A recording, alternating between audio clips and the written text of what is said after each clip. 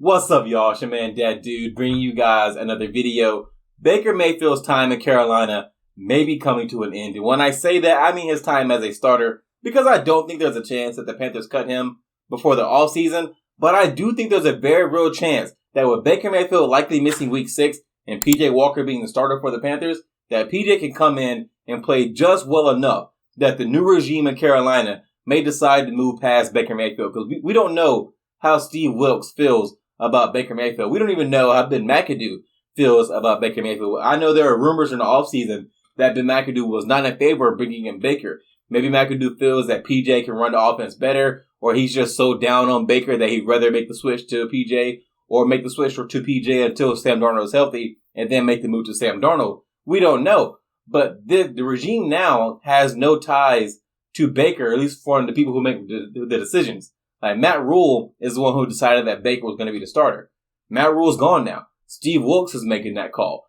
Maybe Steve Wilks doesn't feel Baker is the guy. Maybe he feels that it's time for PJ Walker to get a chance. Or when Sam Darnold is healthy, Sam Darnold should be the starter again, God forbid. But it would not surprise me at all if PJ comes in and plays well enough to keep the job, because it wouldn't take much to keep the job. If PJ Walker comes in and completes 60% of his passes, throws for 215, 220 yards, and 1 touchdown, just one, that will be better than any game Baker has had this year. And I think PJ has some tools to do things that Baker can't. When it comes to escaping the pocket, evading the rush, and that kind of stuff, I think PJ Walker is better than that at Baker. Now, I don't think PJ Walker is as good a quarterback as Baker, but he can be as good as Baker this year.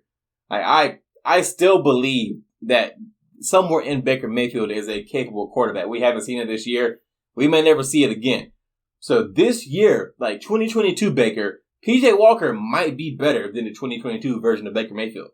That really would not surprise me. And it wouldn't take much from PJ Walker to be better than what we've seen from Baker. So it would not surprise me at all if PJ goes out there and has just a decent game.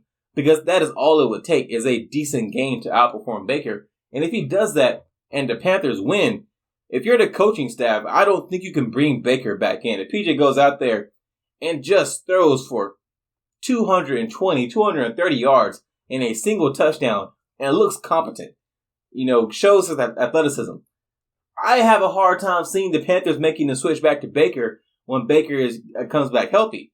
I can see them maybe making the switch to Sam Darnold, but if PJ goes out there and just plays decently, I think there's a very real shot they still at PJ, because we don't know how Wilks feels about Baker. We don't know how Ben McAdoo feels about Baker. We don't know if the higher-ups in the organization are looking at this injury Baker has as an opportunity to bench him and let Baker save face. It's easier to say, hey, we're benching Baker because of his ankle injury, and then PJ goes out there and plays well, and you stick with PJ, than to say Baker's just played badly, and so we're giving PJ Walker a chance to see what he can do.